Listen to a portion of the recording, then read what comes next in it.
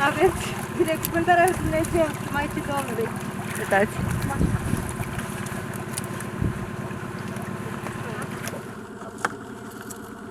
Avem crap, singer, plătică.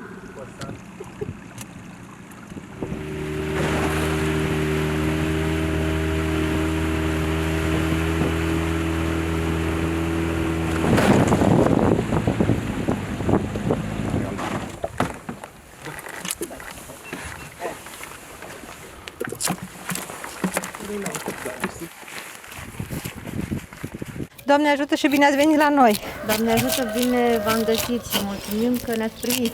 Cu mult drag, sunteți bineveniți! Am făcut o plimbare minunată ieri la pescuit cu dumneavoastră. Da, mulțumesc frumos! Sunt mai multe măicuțe care pescuiesc, ieri n-a fost și am fost nevoită să merg eu. Avem și un pescar care ne mai ajută.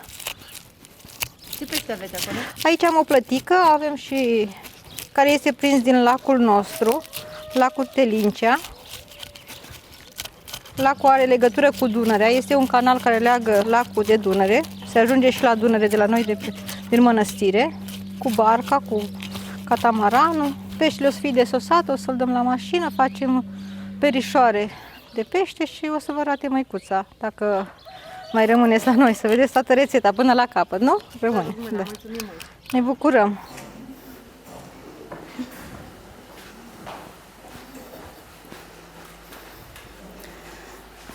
Acum am venit cu peștele la dezosat și l-a spălat.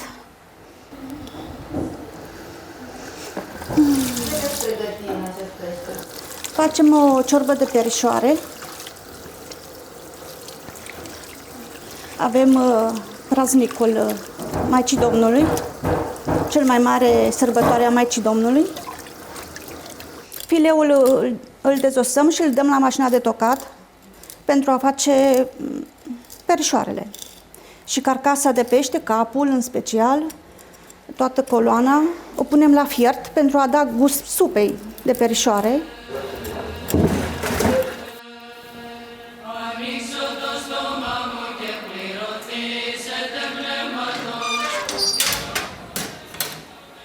Punem acum la fiert carcasa în apă fierbinte.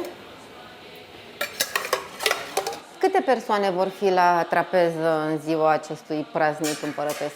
O să fie că de praznicul Bunei Vestiri vine foarte multă lume și o să fie. Noi suntem 25 cu părintele, 26 și în jur de 50 de persoane sau punem și un pic de sare și un pic de ulei.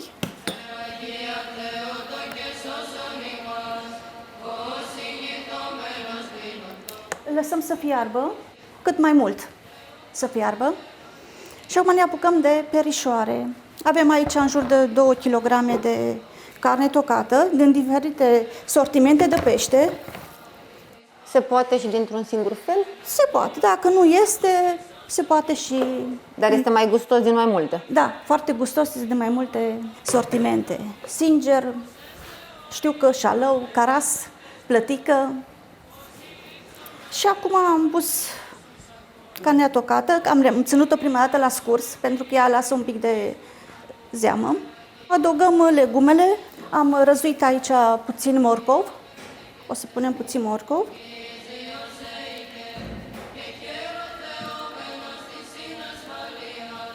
Ceapă.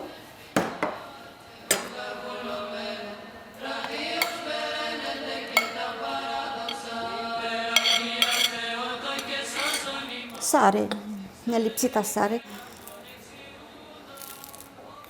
piper,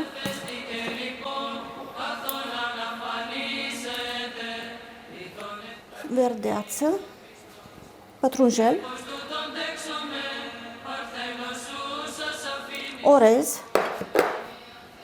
L-am înmuiat în apă fierbinte puțin ca să fie mai... Cât l-ați lăsat? O jumătate de oră să stea în apă fierbinte. Nu l-am fiert, decât numai l-am lăsat în apă fierbinte. Puțin ulei.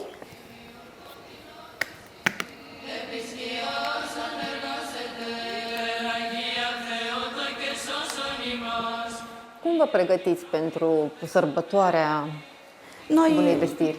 postul îl ținem puțin mai deosebit, postul Paștelui, pentru că este o sărbătoare importantă. Ne spovedim, ne împărtășim, în primul rând. Seara participăm la privegherea de seară. Dimineața la ora 8:30 începem cu acatistul Bunei Vestiri, după aceea cu Sfânta Liturghie. Și la urma Sfintei Liturghii ne împărtășim cu trupul și sângele Domnului. Ne bucurăm, în special cu Sfânta Împărtășanie. Ne bucurăm.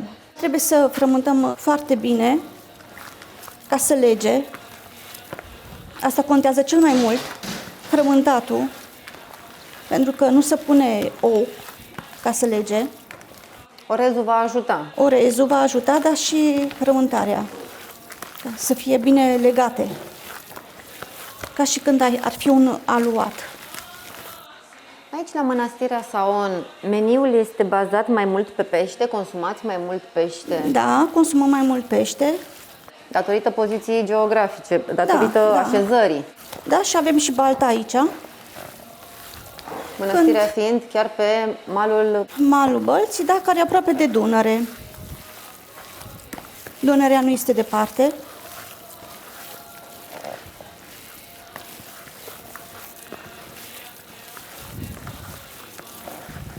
și meniul pentru Buna Vestire va fi cu mult pește. Da, mult pește. Totdeauna este și la Buna Vestire și la de Florii, da, avem numai pește. Folosim mult și pește mic, care tot timpul îl dezosăm, carasul, plătica. Și cred că e foarte bine primit de pelerini. Da, Astfel. în special, pentru că știu că gătim un borș de pește bun, un pește felul 2. O mâncare gustoasă și bogată într-o perioadă mai austeră, mai de asceză. Da, după 4 săptămâni de post. Uitați, cum se leagă, deci se face exact ca un aluat.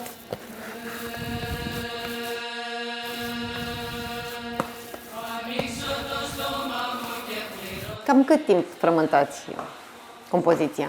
Când văd că se leagă, Când o simțiți? când o simt că deja se leagă, nu se mai desprinde, uitați. Se face ca un bulgăre. Știu că este gata. Uitați ce frumos este. Gata este. Mâncarea gătită la lemne este și mai gustoasă. Noi așa gătim de când știu, numai cu lemne am gătit. Și pâinea o coacem tot la lemne, la cuptorul de lemne. Acum scoatem oasele care s-au fiert, carcasa, s-o fiert bine, s-o desprinde de pe oase ca să fie bine fierte. Așa știm când este gata, trebuie să Da, desprindă da. carnea? Așa trebuie să se desprindă bine carnea de pe os. Atunci e bine fiartă.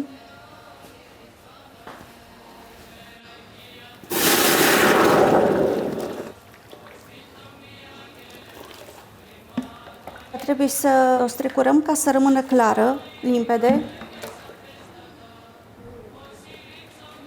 Este o zamă foarte limpede, frumoasă. Punem în oală legumele care le-am pus la perișoare. Ceapă, morcov.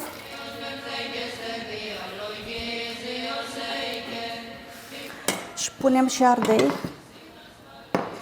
Ardei gras? Da, am pus și verde și roșu. Ardei gras.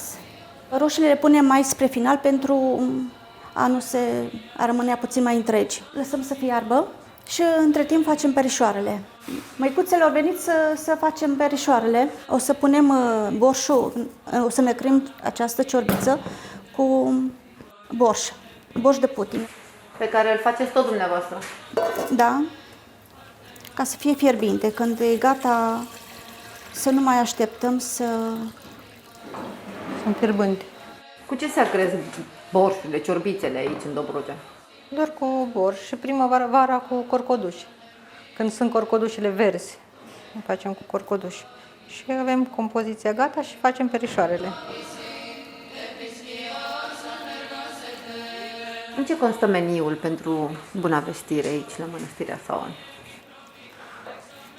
Păi facem icre, dacă avem. Dar de Astăzi obicei avem. Maica Domnul tot timpul are grijă și ne dă tot timpul să avem de toate. Nu ne-a lipsit niciodată nimic. Și ciorbă de perișoare de pește și scordolea face Maica Marina.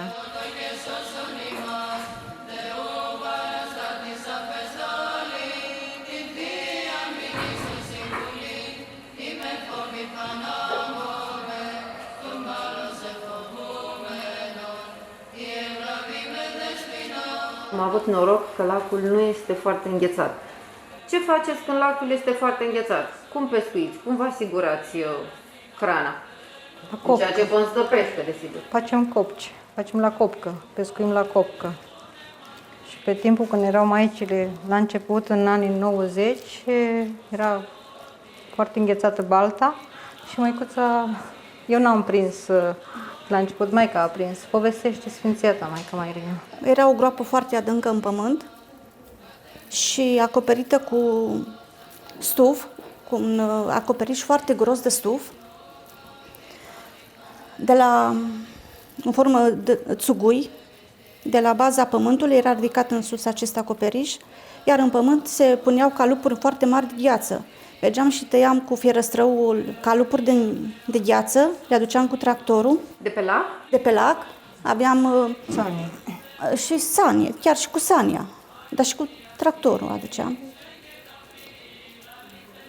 Și ca să nu alunecăm pe gheață, aveam ceva din fier făcute ca Niște cârlige. le spărgeam bine și deasupra puneam un strat gros de paie și toată vara aveam gheață, puneam mâncarea la rece până în august. Mai era pe fundul gropii în august. Așa de mult ținea? Da, ținea foarte mult, da. Asta datorită faptului că erau foarte groase. Foarte groase, da, și bine așezate. Le așezam bine și le mai spărgeam ca să unească între ele. Nu vă era teamă? Nu, eram tinere, curajoase. De când sunteți aici în mănăstire? Eu sunt din 90. Maica a venit În 2000. Eu sunt din 2000. Maica din 90 și din 2000. Aici la Saon sau atunci Saon. ați intrat în... Am intrat în mănăstire. În mănăstirea Saon în 2000. Eu aici am venit de prima dată în 90 și n-am plecat aici. Suntem ca o familie, ne înțelegem, ne ajutăm și la treabă și la ascultări. Avem cineva o ascultare mai grea, venim și ne ajutăm între La noi. bucătărie. Și la bucătărie la fel, când avem mai multe. La curățat de pește, la perișoare. Nu e ascultare ușoară. Păi suntem și noi 30, plus că mai avem muncitori și mai vin și pelerini la masă. Sau când avem în cursul anului, aducem zilieri să ne ajute și atunci le oferim o masă caldă la prânz. Acum o să adăugăm și roșiile și suc de roșii făcute la noi aici. Avem 2 solari în care noi Cultivați roșii? cultivăm roșii și facem suc de roșii pentru obște și acum mai adăugăm și borșul de putină, cum se spune. Pe care l-ați încălzit un pic. Da, l-am înfierbântat să fie fierbinte. Îl punem pentru că carnea de pește întotdeauna este foarte dulce și ca să-și poată lua acreala, să fie acrișor, o să gustăm ca să vedem cât de acrișor este.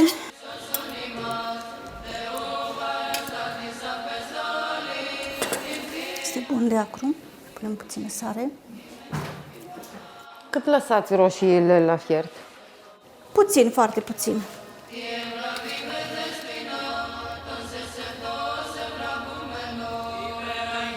Așteptăm puțin ca să mai dea un pic în fiert și putem pune perișoarele.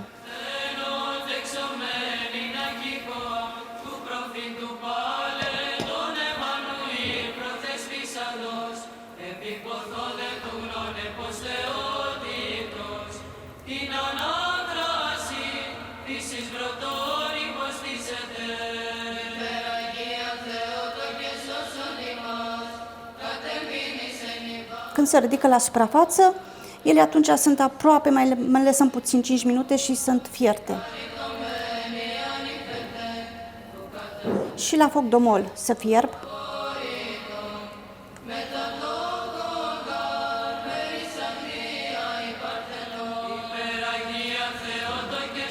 Perișoarele s-au ridicat la suprafață și semn că s-au fiert.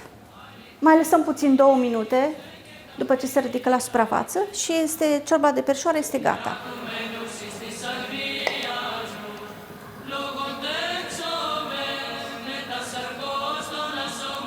O putem servi.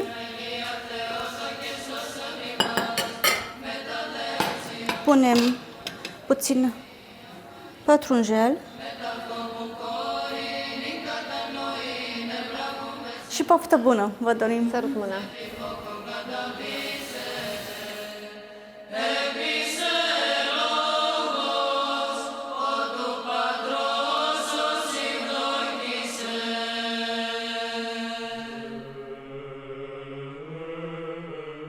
Mulțumim ție, Hristoase, Dumnezeul nostru, că ne-ai săturat pe noi de bunătățile tale cele pământești